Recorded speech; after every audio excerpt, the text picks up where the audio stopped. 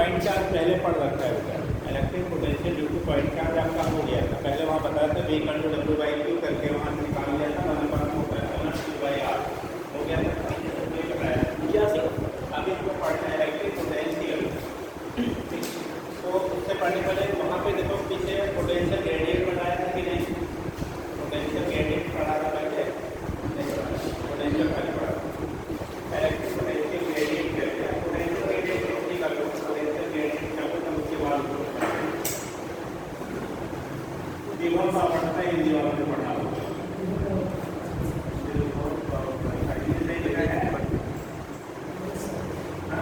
सही विभव प्रवर्तन से कहते हैं पोटेंशियल ग्रेडियंट बोला जाता है, क्या बोलते हो पोटेंशियल ग्रेडियंट, ठीक। तो बोला जाता है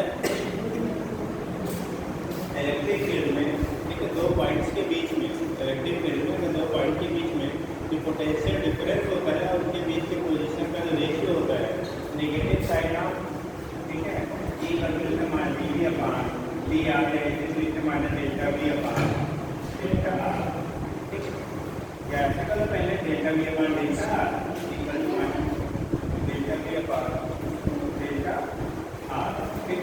आर को कहते हैं डिफरेंशियल फॉर्म में, आर की डिफरेंशियल फॉर्म,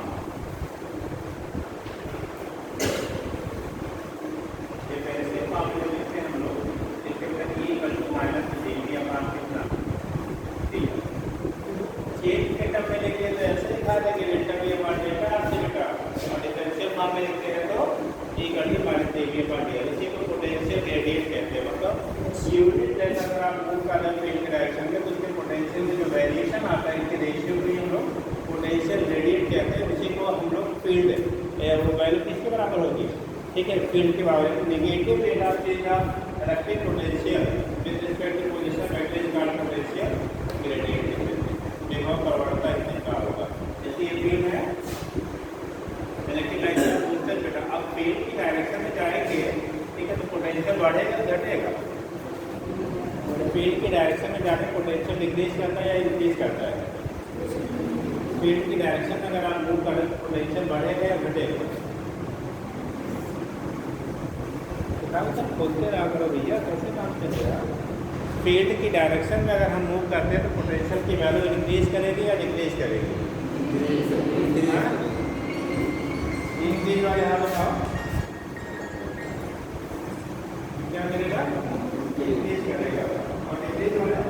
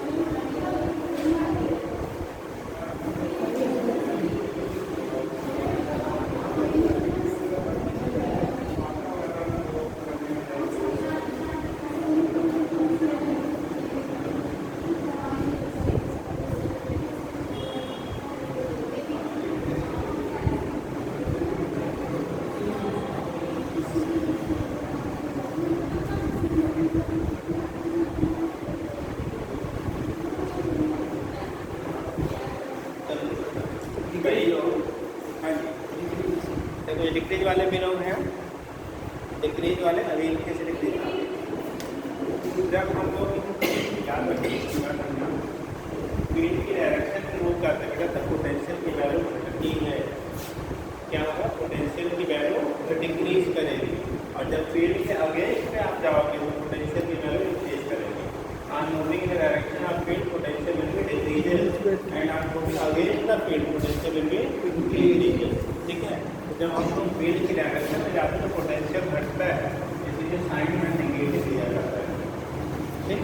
फील्ड की डायरेक्शन में जाएंगे पोटेंशियल घटता है, जब फील्ड के अपोजिट जाएंगे तो पोटेंशियल बढ़ता है। क्यों, क्योंकि किसी भी टेस्ट चार्ज में यानी पॉजिटिव चार्ज में फोर्स कितना लगता है, फील्ड की डायरेक्शन में लगता है, तो फोर्स लगेगा या निकलटू की ये किधर लगता है, फील्ड के डायरेक्शन में लगता है। अब इसे छोड़ दोगे तो अपने आप इधर जाएगा ना, हमें ले जाने की जरूरत नहीं है। तो जब जिस डायरेक्शन में सर्फ जाने पे, ठीक है, सर्फ कोई बॉडी जाती है उधर जाने पोटेंशियल डिक्रीज करता है, और जिधर आप उसके अगेंस्ट में ले जाते हो, ले जा रहे हैं, आपको वहाँ करना पड़ता है, उस डायरेक्शन में पोटेंशियल की वैल्यू इंक्रीज करती है। जैसे ऐसे ले लो, हम लोग किसी बॉडी को ऊपर ले जाते हैं, कहाँ पे, ऊपर, तो पोटेंशियल क्या होता है, इंक्रीज करता है। ड्रॉप करेंगे तो पोटेंशियल डिक्रीज करता है। ठीक है, ऐसे ही जब चार्ज को फ्री कर देंगे, ठीक है, टेस्ट चार्ज हमेशा पॉजिटिव लिया जाता है, टेस्ट चार्ज को फ्री कर देंगे तो फील्ड की डायरेक्शन में जाएगा, अगर फील्ड की डायरेक्शन में जाएगा तो पोटेंशियल डिक्रीज करेगा। और क्यों, क्योंकि सर्फ जा रहा है, हमें ले जाने की जरूरत नहीं है। और जब हम इसे अगेंस्ट में ले जाते हैं तो पोटेंशियल की वैल्यू क्या करेगी, आपकी डिक्रीज करेगी। पोटेंशियल क्या करेगा, हमें जाएगा। हाँ, कुछ चीज़ें ऐसे याद रखो, अगर सर्फ जा रहा है ऑटोमेटिकली, चाहे वो बॉडी हो, चार्ज हो, चाहे अनचार्ज हो, किसी डायरेक्शन में सर्फ उसकी जाने की टेंडेंसी है, तो उधर जाने पोटेंशियल क्या करेगी, घटेगी। और अगर आप उसके अगेंस्ट में ले जाते हो, वर्क फोर्स लगा के ले जा रहे हो, तो उस कंडीशन में पोटेंशियल की वैल्यू क्या करेगी, इंक्रीज करेगी। ठीक है, negative rate of potential with respect to position is called potential gradient. उसी को नाम देते हैं हम लोग पोटेंशियल ग्रेडियंट कहते हैं। ठीक, होने से जगह लाइन उसके बाद से देखिए, the negative rate of change of potential, negative rate of change of potential, the negative rate of change of potential with respect to position, with respect to position is called potential gradient, is called potential gradient.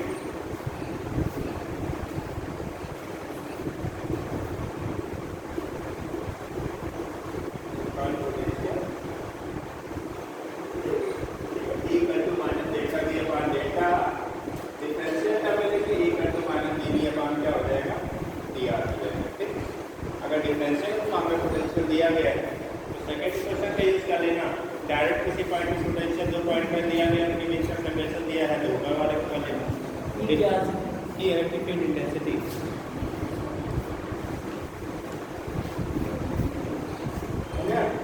Intensity पास में ज़्यादा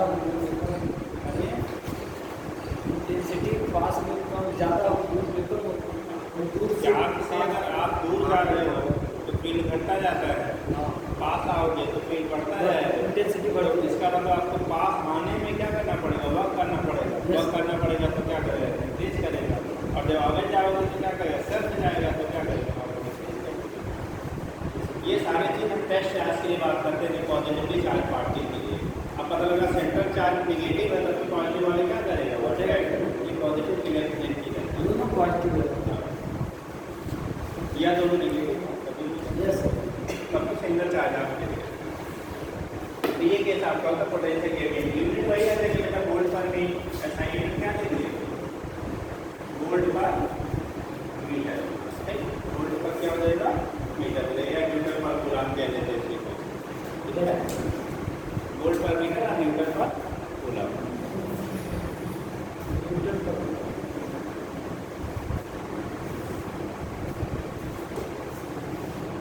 हो गया, चलिए ये तो condition आपका। अब इसको इसलिए अभी हम बता दिया जाएगा, इसी के बीच में कुछ पॉइंट समझ लीजिए तब उसको आगे दिखाते हैं।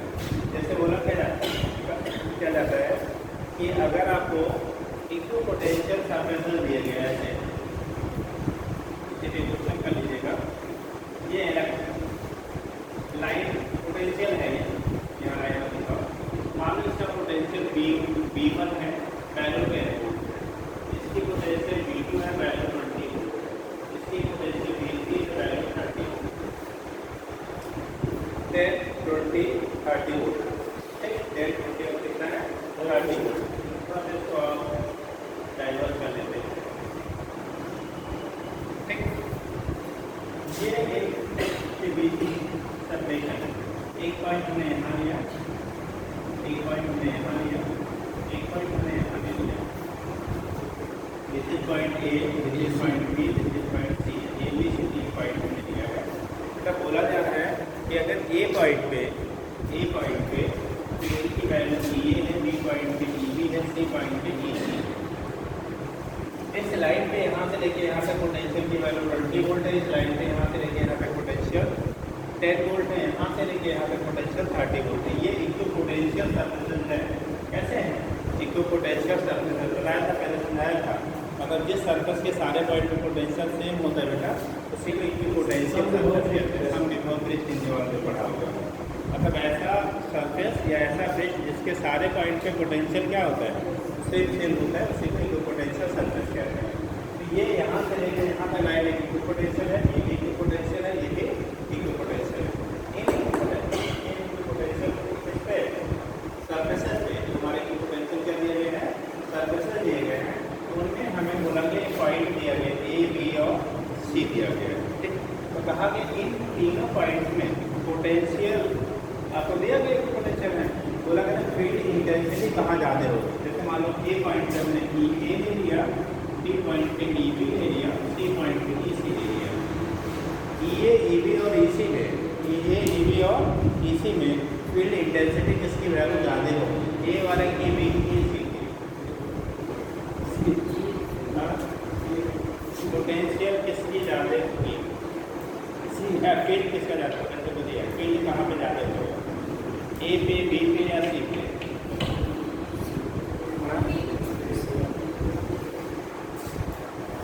और सी वाले हाथ में फेल होते हैं, सी पे,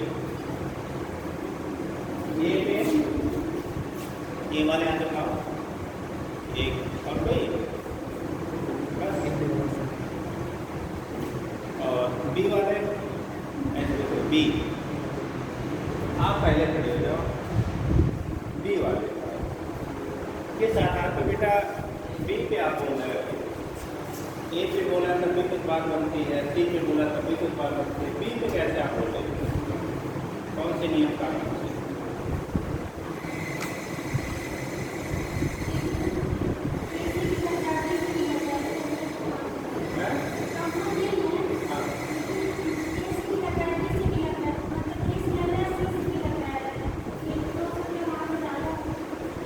जुगाड़ लगा दिया। और कौन बोला था भैया? सी वाले हाथ में। सी वाले कौन थे जी? कौन एक्सप्लेन करेगा सी पे जाने के लिए होगा? सी पे जाने क्यों होगा, कौन बताएगा? जल्दी बताओ भाई।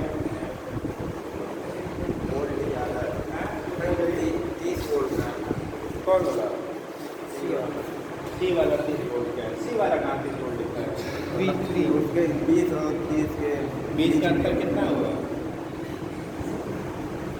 20 और 30 के बीच का अंतर कितना होगा? 10। और 10 और 20 के बीच का अंतर तब बैठिए। देखो, हम लोगों ने कहा कि बेटा कैसे कहते हैं ई की value E B upon D R है, delta B upon delta R के बराबर है। इन तीनों लाइनों के बीच का जो पोटेंशियल डिफरेंस है वो 10 वोल्ट ही है। मैं इसका 10 लिया, इसका 20 लिया, अंतर के लिए 10 का हुआ, इसका 20 है, इसका 30 लिया। तो यहाँ पे तो आपका 10 ही का है। पोटेंशियल डिफरेंस तीनों लाइनों के बीच का कैसा है? सेम है। मतलब इनके बीच का जो है, मतलब इनके के बीच का है। इसका मतलब अब जो फील्ड होगा वो डिपेंड करेगा इनके बीच के सेपरेशन पे। दूरी दोनों लाइनों के बीच की सबसे कम कहाँ है?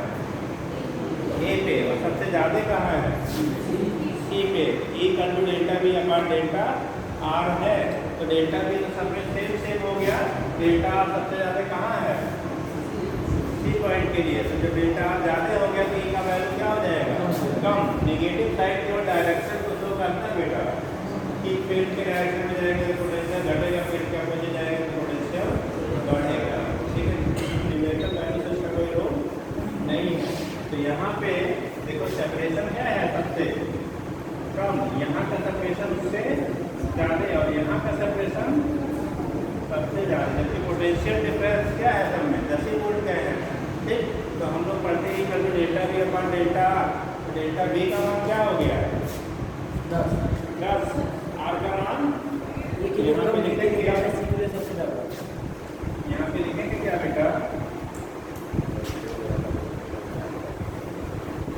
क्या लिखिए आर ए मालूम के बीच में एक पॉइंट का डिफरेंस सेपरेशन है।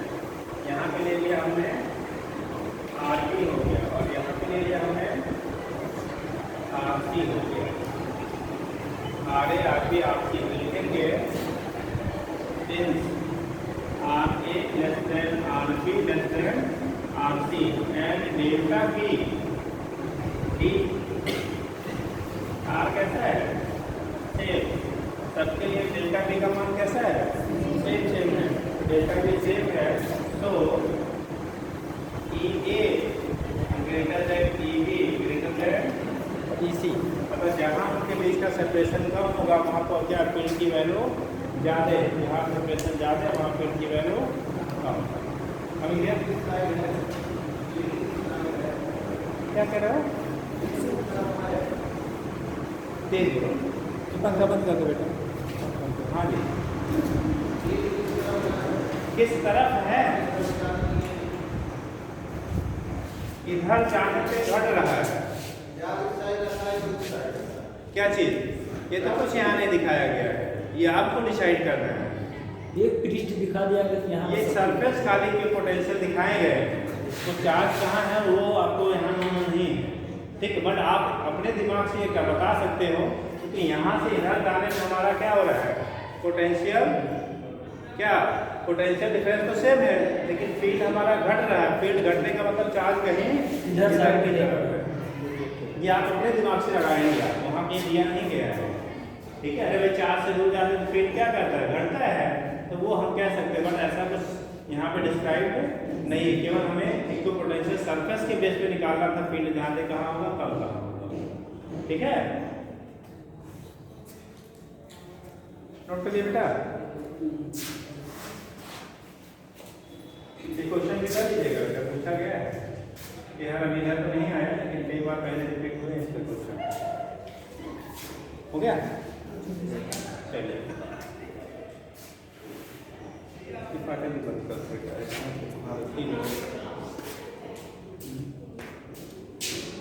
हमारे देश के क्या युवा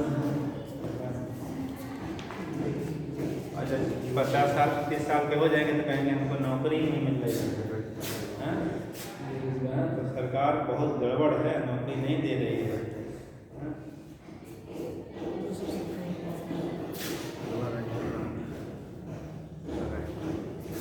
जब पढ़ने के टाइम है तो नेताजी बन रहे हैं।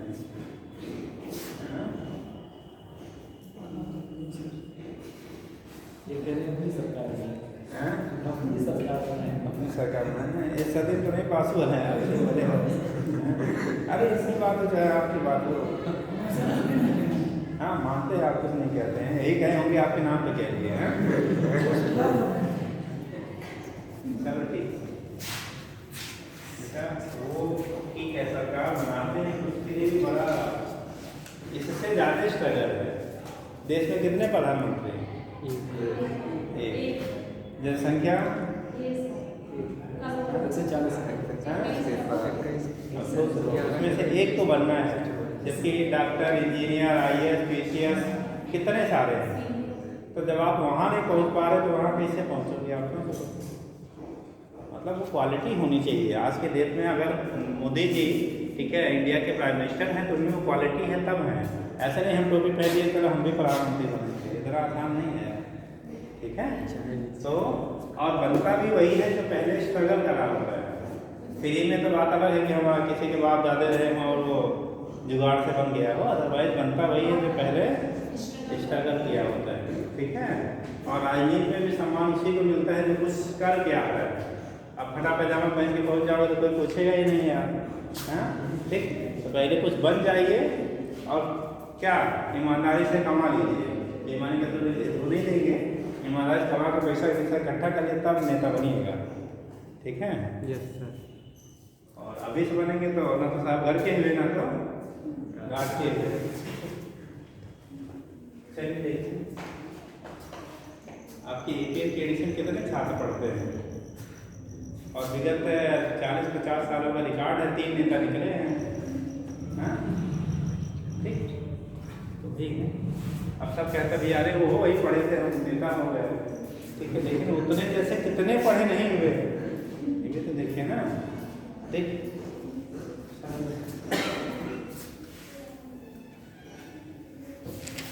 चलो ये हो गया। देखिएगा next heading, electric potential due to electric potential due to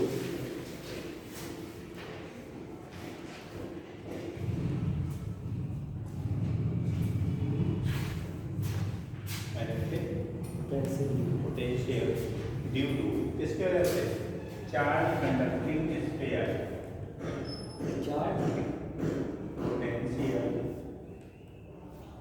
due to charge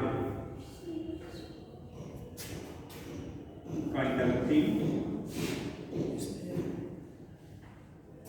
sphere. जो चार्ज कंडक्टिंग स्फीयर की वजह से होगा वही बेटा हालो नॉन कंडक्टिंग स्फीयर की वजह से होता है। ठीक है, चार्ज कंडक्टिंग स्फीयर यही हम बना ले रहे हैं। एंड हालो कैसा? Hollow uniformly charge non conducting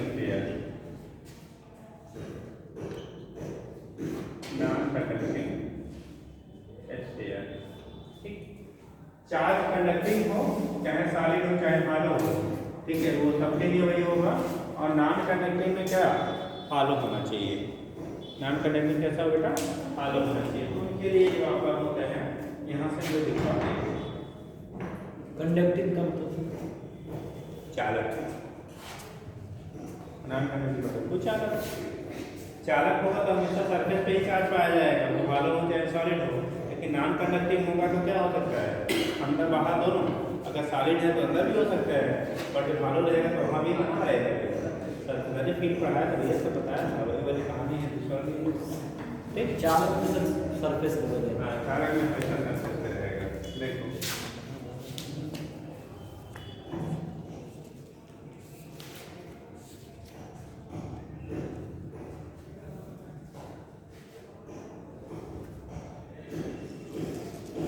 मान लो इसकी रेडियस r, हम लोग 3 पॉइंट लेते हैं बेटा, आउटसाइड, सरफेस और इनसाइड।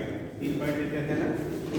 तो ऑलरेडी क्योंकि फील्ड के लिए हम लोग एक्सप्लेनेशन कर चुके हैं, फील्ड के लिए हम लोग एक्सप्लेन कर चुके हैं, ठीक है। तो इसलिए यहाँ पे हम लोग क्या उन्हीं फार्मूलों को यूज़ करके हम लोग पोटेंशियल ग्रेडियंट वाला कंडीशन लगा के क्या करेंगे? पोटेंशियल फाइंड आउट करेंगे। ठीक, since E out equal to कितना फार्मूला आया था? 1/4 क्यू बाई आर स्क्वायर। याद करिए, ठीक है। Electric field due to charge conducting sphere या non conducting hollow sphere outside the surface. यहाँ पे आर की वैल्यू क्या है? ग्रेटर देन क्या होता था? Capital R. ठीक, ये होता है ऐसे आउट। ये आउट समझ रहे हैं? ये आउट मत कर देना। ई आउट, ई मतलब इलेक्ट्रिक फील्ड, ठीक। और बी इक्वल टू होता है डीवी अपान कितना? दिया इक्वल टू कितना होता है? इक्वल टू माइनस डीवी अपान दिया। तो डीवी इक्वल टू होगा माइनस ई इंटू कितना? डी आर के बराबर।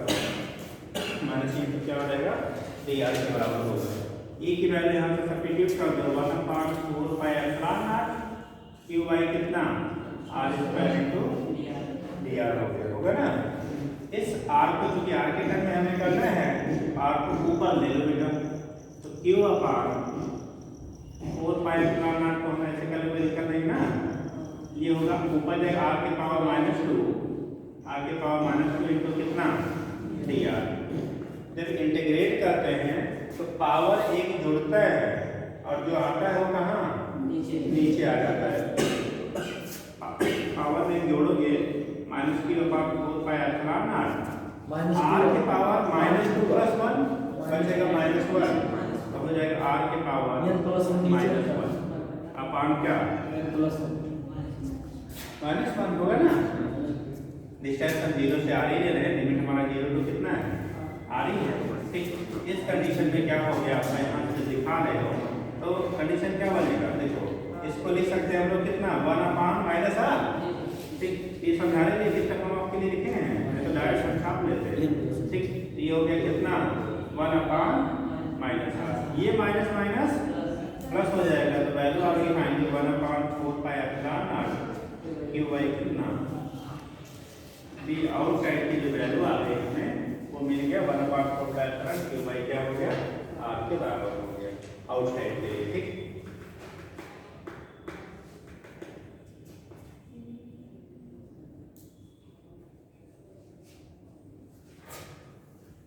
ये b की वैल्यू थी तो यहाँ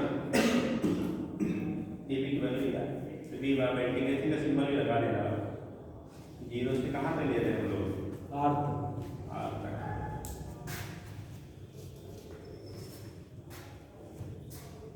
यहाँ पर इंटीग्रेट कर दिया, ये वैल्यू आ गई हमारी जैसे हो गया मेन अंत में और आपको पता है कि भाई क्या हो गया r के बराबर हो गया।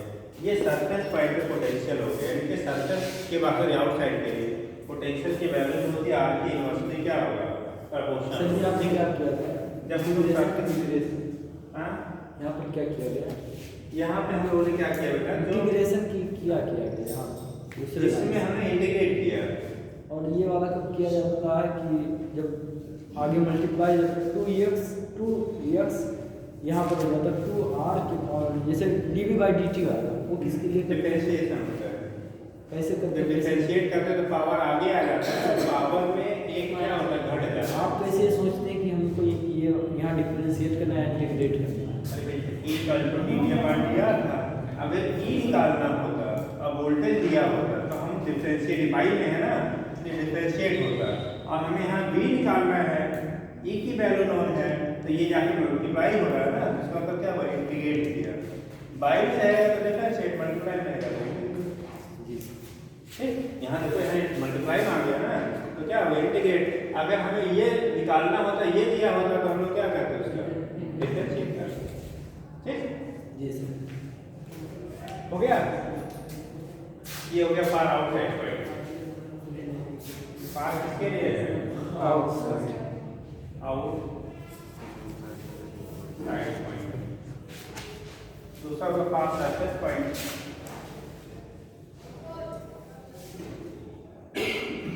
स्मॉल r बराबर कैपिटल r, स्मॉल r की वैल्यू कैपिटल R के बराबर होगा। इसी क्वेश्चन में खाली हम लोग क्या कर लेंगे, स्मॉल r की जगह पे कैपिटल R रख देंगे, तो b सरफेस आ जाएगा 1/4πr क्यू बाई क्या हो गया कैपिटल R हो गया, ठीक। और तीसरा होगा part inside point, part inside है इंटरनल पॉइंट है साइड पॉइंट,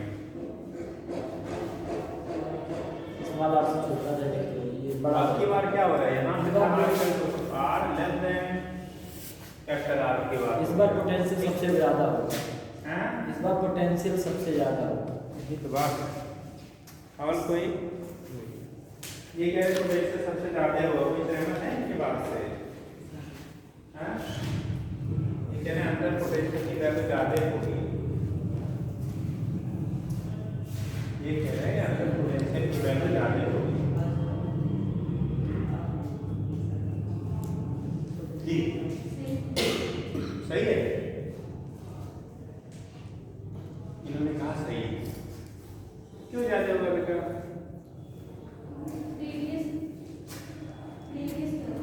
कम हो ऐसे ही है, क्या अंदर फील्ड होता है क्या, अंदर फील्ड होता है क्या, हाँ हाँ अभी तुम कह रहे थे अंदर ज्यादा होगा,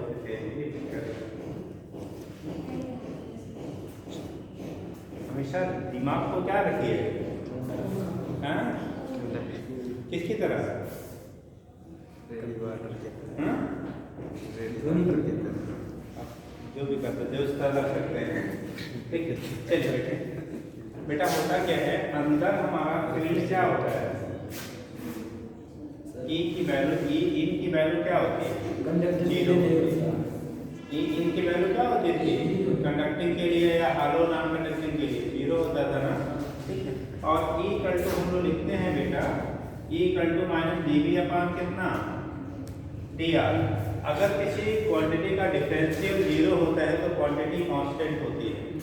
किसी भी राशि का हिंदी कहते हैं, अगर डिफरेंशियल हिंदी मतलब क्या, अवकलन, अवकलन अगर शून्य है तो वो राशि जो होती है वो नियत होती है, नियतांक होती है, कांस्टेंट होता है।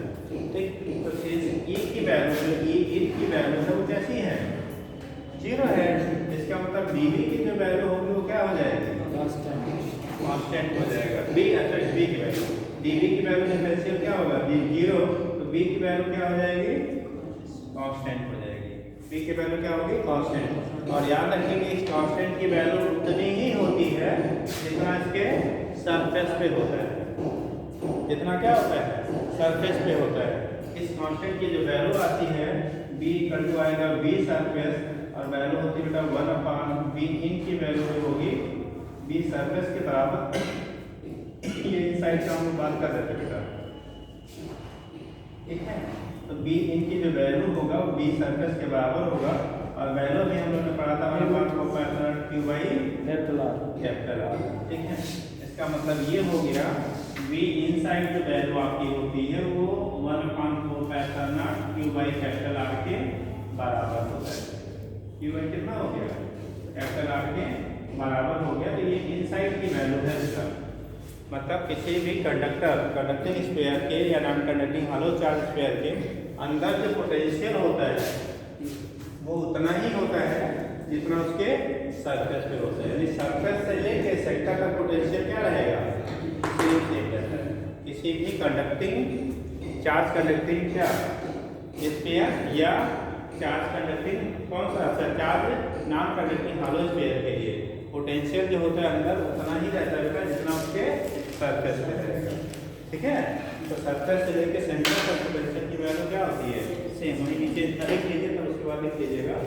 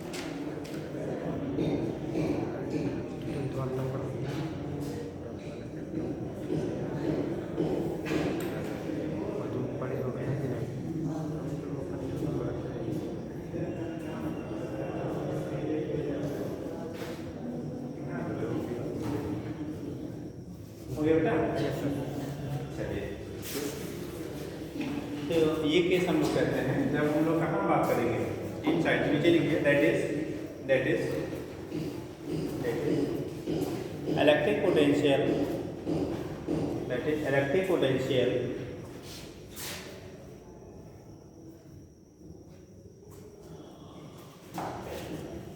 inside electric potential inside a charge conducting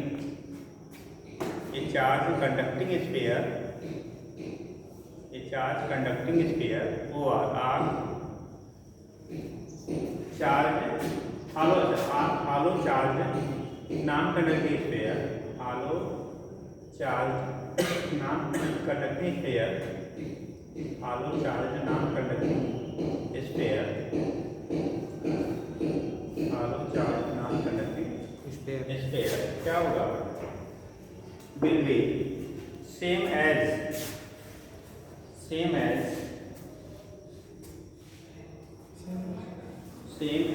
on its surface, जैसा उसके सरफेस पे होता है बेटा उतना ही क्या होगा उसके अंदर वाले पॉइंट्स पे भी होंगे, ठीक है। मतलब सरफेस से सेंटर तक जाएंगे तो पोटेंशियल की वैल्यू रिमेंस क्या रहेगा, कांस्टेंट रहता है, वैरी नहीं का। इलेक्ट्रिक फील्ड क्या आपको पूछे जाते हैं, इलेक्ट्रिक फील्ड भी सरफेस के अंदर सेम होता है, अंदर अंदर जीरो होता है सर, क्या लिखे हुए हैं ई इक्वल टू जीरो, ठीक, और E equal to D B इन अपॉन डी आर, ठीक। तो डी बी का वैल्यू होगा यहाँ से क्रॉस मल्टीप्लाई करता तो ये जीरो है, ये जीरो हुआ तो इसे गुणा करेंगे तो भी क्या रहेगा, जीरो ही रहेगा, ठीक है। तो बी इन की वैल्यू अगर किसी चीज़ का डिफरेंशियल जीरो होता है, ये बिन नहीं है, बी इन है बेटा, अंदर पॉइंट के लिए हम बात कर रहे हैं तो बी मतलब बिनर है, ठीक। इन साइड पे पोटेंशियल आपका हो रहा है वो क्या होगा, ठीक, कांस्टेंट रहेगा, और कांस्टेंट की वैल्यू जो होती है वो सरफेस के पोटेंशियल के बराबर है। पोटेंशियल जीरो नहीं हो सकता नहीं सर, अंदर पोटेंशियल जीरो नहीं, यही तो दोनों में अंतर है यार, वही तो हम लोग बक रहे हैं देखते हैं, ठीक। फील्ड जीरो अंदर होता है चार्ज कंडक्टिंग की वजह से, पोटेंशियल जीरो नहीं होता है। फिर भी बन करेगा 5, हाँ 5 फिर भी जीरो, वो तो पहले 5 फील हम लोग जीरो कर चुके यार, पोटेंशियल कर रहे हैं, चैनल नहीं पकड़ रहा है, लग रहा है कि सर पोटेंशियल ये दोनों भाई हैं तब तो अलग हो गए। भाई कैसे हैं, भाई दोनों नहीं हो सकते क्या, हाँ? आप हैं भाई के लेके से भाग जाओगे तब वो क्या करेगा, भाई बना रहेगा, आप भाई के रिश्ते निभाएंगे तो रहेगा, तो कहीं कहीं पे क्या, हाँ जी सर, भाई साहब सरफेस पे भी पाया जाएगा, बाहर भी पाया जाएगा, अंदर भी पाया जाएगा, चार्ज अंदर नहीं होगा, बड़ा कंट्रोवर्सी, ये थोड़ा पढ़ा है तो सब लोग काहे इतना कर देना पड़ता है, ये बोर्ड का आसान चीज़ें हैं, ठीक है। बोर्ड का जो इलेक्ट्रोस्टैटिक्स पढ़ाया जाता है पहले यही सब पढ़ाया जाता है, और हर विद्यालय में पढ़ाया जाता है, ऐसा कोई स्कूल नहीं क्या लो इंडिया है कि 12th पोर्शन में इलेक्ट्रोस्टैटिक्स ना पढ़ाया जा रहे, कोई भी स्कूल होगा 1-2 चैप्टर तो पढ़ाएगा साल भर में, तो शुरुआत यही होती है, ठीक। अगर स्कूल चलाए हैं और वहाँ पढ़ाया गया है तो पहले शुरुआत यहीं से होती है, ठीक। बोला क्या जाता है जब हम लोग चार्ज कंडक्टिंग स्फीयर की बात करते हैं या नॉन कंडक्टिंग हॉलो स्फीयर की बात करते हैं, तो चार्ज कहाँ पे लाई करता है, उसके सरफेस पे लाई करता है, सरफेस पे लाई करने की वजह से फील्ड सरफेस पे पाया जाता है, बाहर पाया जाता है, लेकिन फील्ड अंदर नहीं होता। गाछ रिगार्डिंग उन्होंने फ्लक्स अंदर जीरो होगा तो फील्ड की वैल्यू जीरो होती है, लेकिन फील्ड जीरो होने का मतलब ये नहीं है कि पोटेंशियल में क्या हो, जीरो, ऐसा कंपल्सरी है कि जहाँ पर फील्ड आपको क्या मिला जीरो होगा वहाँ पे पोटेंशियल भी जीरो हो, क्योंकि फील्ड वेक्टर क्वांटिटी है, पोटेंशियल कैसा है आपका स्केलर क्वांटिटी होता है, ठीक है। फील्ड इज वेक्टर क्वांटिटी और potential is scalar quantity. Field इसलिए जीरो होता है जितना इसकी वजह से इधर उतना इसकी वजह से इधर, जितना इसका इधर उतना इसकी वजह से इधर, एक दूसरे को कैंसिल आउट कर देते हैं, बट पोटेंशियल कैंसिल आउट नहीं होता, इसलिए वहाँ पर रिजल्टेंट पोटेंशियल हमें मिलता है, ठीक है। तो अंदर जो है पोटेंशियल आपको पाया जाएगा, चाहे कंडक्टिंग हो चाहे नॉन कंडक्टिंग हो, ठीक है। अगर हॉलो है और क्या नॉन कंडक्टिंग और क्या है कंडक्टिंग सॉलिड या हॉलो, तो सबके लिए सारे फार्मूले वही रहते हैं, बट नॉन कंडक्टिंग सॉलिड होगा तब भी अंदर पाया जाएगा, तो फार्मूला तब बेटा बदल जाता है, फार्मूला वहाँ पे क्या होता है तब चेंज हो जाता है, क्योंकि यहाँ पे कांस्टेंट इसलिए है क्योंकि अंदर पूरा फील्ड जीरो था, लेकिन जब यहाँ नॉन कंडक्टिंग सॉलिड हो जाएगा तो अंदर फील्ड जीरो नहीं होगा ना, अंदर आपको फील्ड के लिए फार्मूला पढ़ाया गया था नॉन कंडक्टिंग किसके लिए, सॉलिड के लिए, तो जब अंदर फील्ड होगा वो फील्ड की वैल्यू वेरी करेगी, फील्ड की वैल्यू क्या करेगी, वेरी करेगी, तब वो पोटेंशियल को भी क्या कराएगा, वेरी कराएगा, ठीक है।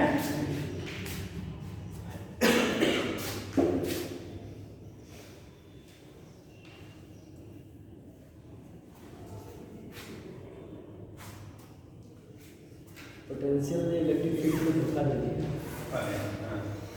ऐसे आप लोग का जो है कभी कभी एग्जाम में दिमाग धोखा दे देता है, हैं यहाँ पे बहुत याद करें कि यहाँ पे आपने क्या हो गया, गायब हो गया, है। अब इसका ग्राफ बना लो बेटा, जब ग्राफ हम लोग बनाएंगे केस में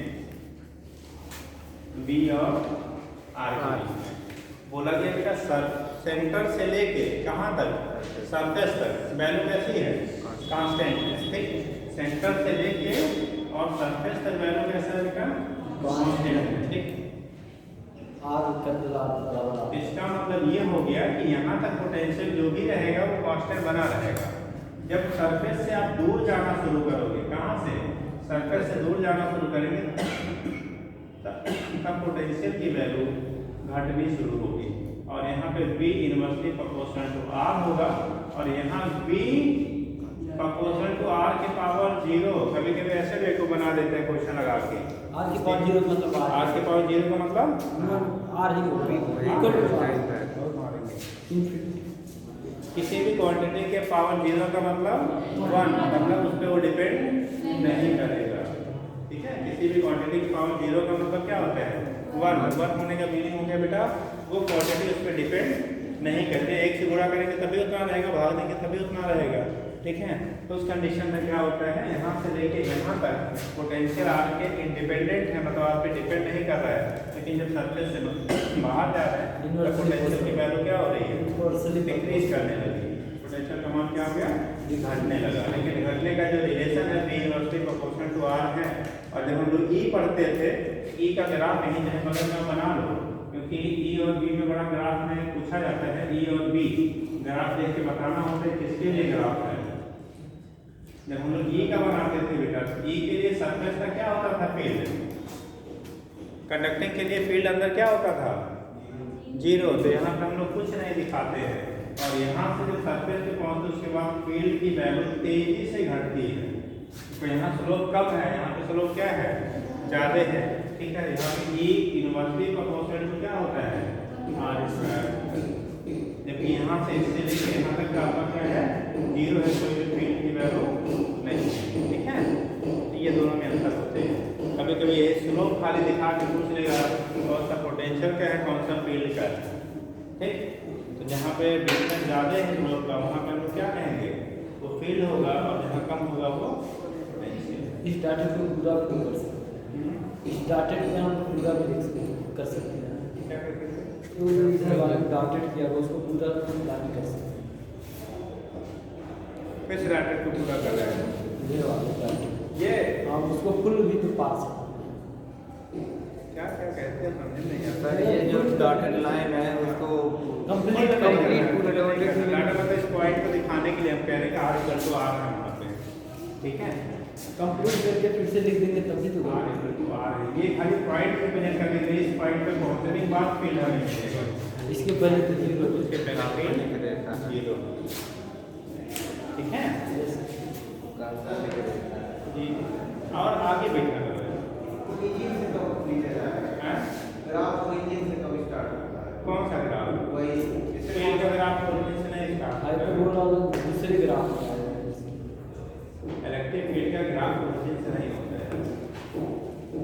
ठीक, जब चीज जहाँ इनवर्सली प्रोपोर्शनल होगा वो कभी भी ओरिजिन से स्टार्ट नहीं होता है। मतलब जब आप हो तो हम नहीं, हम हैं तो आप नहीं, तो दोनों कैसे साथ साथ बढ़ेंगे भाई। एक बढ़ेगा तो दूसरा क्या करेगा घटेगा। इसका मतलब जब एक 0 है तो दूसरा वाला पीक पे है और जब एक पीक पे पहुंचेगा दूसरा वाला 0 हो जाएगा। वो तब ओरिजिन से होता है जब दोनों साथ साथ बढ़ते हैं।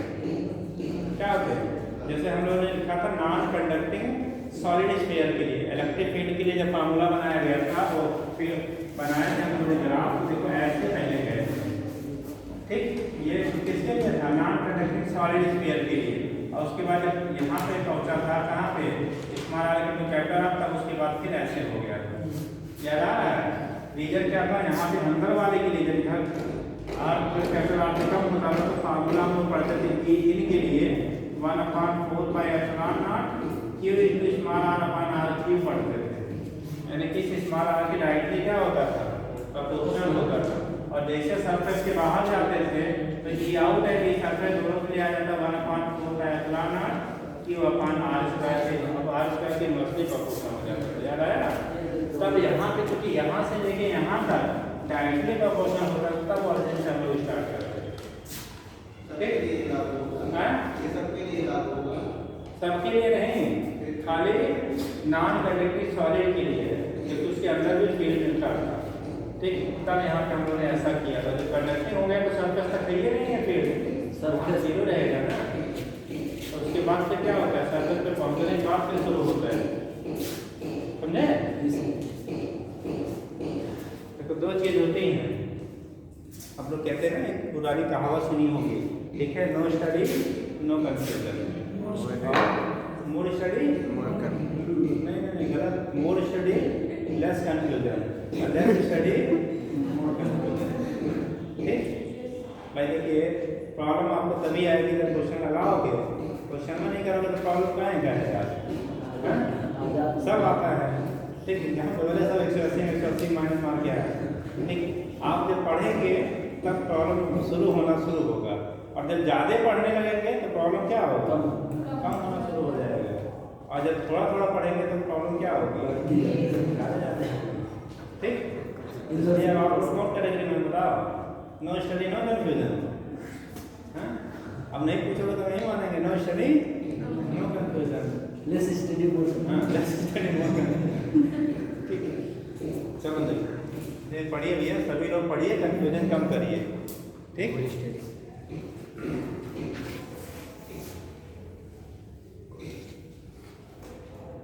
ऐसे पेपर देख के निकलते होंगे आप लोग, तो दो टाइप के लोग बच्चे मिलते हैं। एक कहते हैं बहुत टफ था, और एक कहते हैं कुछ दम ही नहीं था। ठीक ठीक, हाँ एकदम आसान था, बस कुछ दम ही नहीं था, बोलिए तो भरना था, तो 180 भर के आते हैं। उनसे मतलब नहीं क्वेश्चन में क्या लिखा है, हमें ABCD में से एक भर के आना है, तो उनके लिए आसान है। ठीक, और जो थोड़ा बहुत पढ़ा है तो उसके लिए क्या होता है? कठिन हो जाता है, और जो ज़्यादा पढ़ा होता है उसके लिए आसान होता है। लेकिन वो ये नहीं कहता कुछ दम नहीं था, क्योंकि हर पेपर में कुछ ना कुछ दम रहता है। वो कहता है ठीक था। ठीक, और जो इसको कुछ नहीं आता तो वो कहता है कुछ नहीं था उसमें। हाँ, हुआ था, हमने बाल का प्रभाव 1 घंटे में हो गया था। ठीक, ऐसे भी होते हैं। हो गया था, ग्राफ बनाया? चलो दोनों बना लेना साथ में, जिससे कंपेरिजन याद रहे। ठीक, जैसे इस बार हम बोल रहे थे।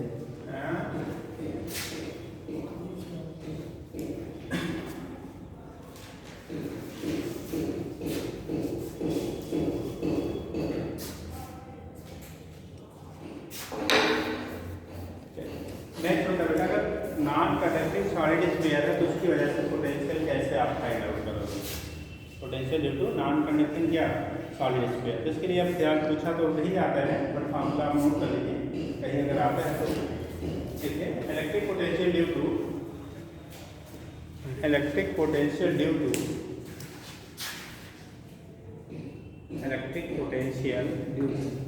To non-conducting electric potential due to non-conducting solid sphere.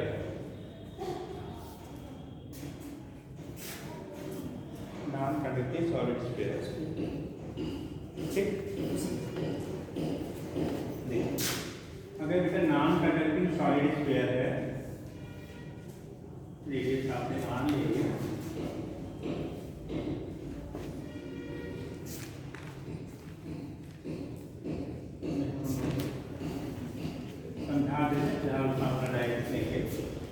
जब हम लोग सरफेस पॉइंट और आउटसाइड पॉइंट की बात करेंगे, outside point surface point B, और एक इनसाइड पॉइंट के लिए बात करेंगे इसकी। ठीक, देखो क्योंकि जब आउटसाइड पॉइंट के लेंगे तो बिहेवियर वैसे होगा जो कंडक्टिंग होता था, क्योंकि उसके अंदर ही चार्ज है। जब सरफेस के लिए करेंगे तब भी वो वैसा ही बिहेवियर होगा। तो सरफेस और आउटसाइड के लिए पोटेंशियल की वैल्यू वही मिलेगी जो कंडक्टिंग में मिलता था। ठीक है, सरफेस के लिए और कहाँ के लिए, आउटसाइड के लिए पोटेंशियल का रिलेशन हमारा वही मिलेगा, या फार्मूला वही मिलेगा जो हमारा कंडक्टिंग के लिए होता था। लेकिन अब की बार अंदर वाले के लिए कंडीशन चेंज हो जाता है। ठीक है, प्यार आपके यहाँ बहुत है नहीं वो, लेकिन हाँ देख लीजिए। तो आप लिख रहे हैं electric potential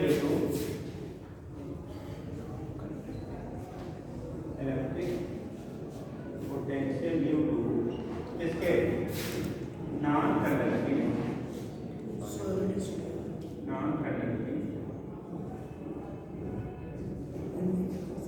solid sphere, solid charge का non conducting charge solid sphere कर लो, चार्ज सॉलिड स्फीयर।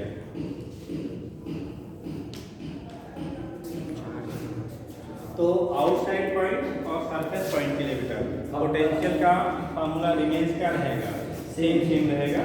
अंदर वाले लिखने में तीनों लिख लीजिएगा potential due to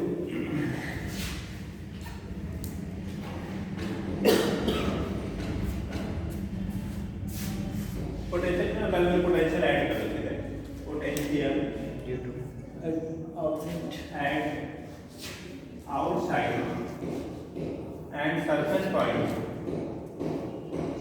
point, outside the surface point will be, outside the surface point will be same as, due to conducting, same as due to conducting sphere, due to conducting sphere. हो गया? Yes sir. Due to conducting sphere, देखिएगा तो जो conducting sphere की वजह से होता था उतना ही हो जाएगा, यानी कि V out 1/4πε0 Q by R. ये आर ग्रेटर देन आर, ठीक। V potential at surface point, potential at surface point,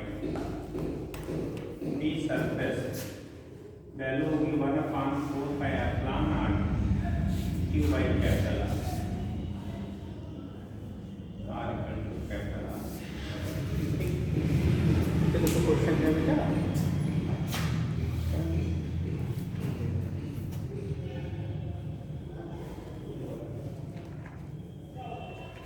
potential नहीं दिया क्या?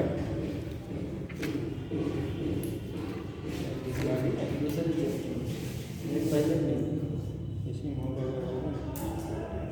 लास्ट लास्ट, इसके बाद खत्म होने वाला चैप्टर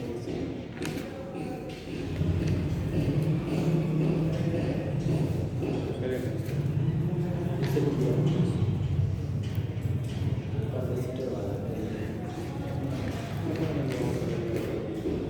शुरुआत में हो गया। इनसाइड वाले के लिए लिख लीजिएगा बेटा, बी इन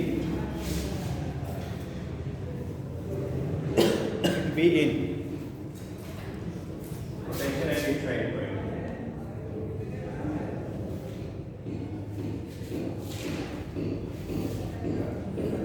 इंटरनल पॉइंट लिखिए B in equal to 1/4πε0, B in के लिए नोट कर लीजिए 1/4πε0 Q/2R, Q/2R ब्रैकेट में 3 minus small r square upon capital R square, Q/2R bracket में 3 minus small r square.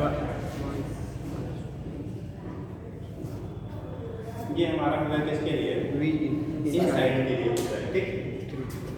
V equal to 1/4πε0 Q/2R bracket में 3 minus small r square पर capital R square. अब यही से देखो, अगर स्मॉल r की वैल्यू कैपिटल R के बराबर हो जाए तो सरफेस पे पहुंच जाएगा, और जब सरफेस पे पहुंच जाएगा तो r square upon r square 1 और 2 माइनस 1 3 माइनस 1 मिलेगा 2, और ये 2 कट गया तो मिल जाएगा 1/4πε0 r हो जाएगा। आउटसाइड के लिए जो कंडीशन हम लोग बनाएंगे, स्मॉल r की जगह पे यहाँ पे कैपिटल R, ये जो आपका क्या हो गया, small r greater than capital R हो जाएगा, तो वैल्यू एक से ज़्यादा मिलेंगे, यहाँ पे वैल्यू हम लोग स्मॉल r के टर्म मिलेंगे, तो रिलेशन हमारा यहाँ पे ओरिजिनेट होगी ये मिलता है, ठीक है। तो ग्राफ जब बनाएंगे, ग्राफ यहाँ थोड़ा सा टेढ़ा होता है बेटा, ग्राफ बना लीजिए बी आर, ये नॉन कंडक्टिंग सॉलिड के लिए हम लोग बना रहे हैं, इसके लिए नॉन कंडक्टिंग सॉलिड के लिए यहाँ से लेके सरफेस तक, क्योंकि पोटेंशियल मिलता है उसके बाद ये सरफेस पॉइंट है, ये कौन सा पॉइंट है?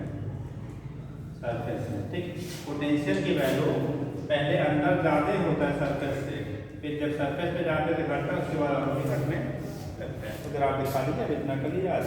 ऐसा सर कहाँ एग्जिस्ट करता है ऐसा नाम बहुत ज़्यादा यूज नहीं, नॉन कंडक्टिंग सॉलिड स्फीयर को अगर चार्ज आप दे देंगे तब कंडीशन ये बनती है, तब ये जाके क्या होगा आपका condition non conducting charge sphere पाया जाता है। हाँ, non conducting solid charge sphere के लिए तब ये बनते हैं। अब आर की वैल्यू कम हो गई, मान लो आर कैपिटल आर से कम है, तो यहाँ से घटाओगे एक, बट ये वैल्यू 1 से कम आएगी ना, 1 से कम आएगा तो ऊपर आपका 3 माइनस मान लो आधा आ गया है, तो 2.5/2 होगा, तो वैल्यू बढ़ गई ना, तो वो कंडीशन आ गई। जैसा पाया जाता है कि कोई सा मेटल आप कार को चार्ज दे दीजिए यूनिफॉर्मली कंडीशन का। जैसे लकड़ी उड़ी हुई लकड़ी को दे सकते हैं, बट दे नहीं कैसे बात ही आती है। हाँ, ये इसी कहा गया बहुत ज़्यादा यूएस में नहीं है, बट इस ग्राफ पे एक बार क्वेश्चन पूछा गया था कि चार्ज कंडक्टिंग होगा तो अलग कंडीशन बनेगा और ना चार्ज सॉलिड होगा तो कंडीशन अलग बनेगी। तो ग्राफ में हम पूछ रहे कि यूज इन लाइफ में इसका बहुत कंडीशन नहीं है। केवल ऐसे दे दिया कि पढ़ लीजिए हाँ, पढ़ लीजिए नॉलेज के लिए, अगर ऐसा होगा तो ऐसा होता है, मतलब कोई बहुत बड़ी चीज़ नहीं इसका। आप कर देना हम नॉन मेटेरियल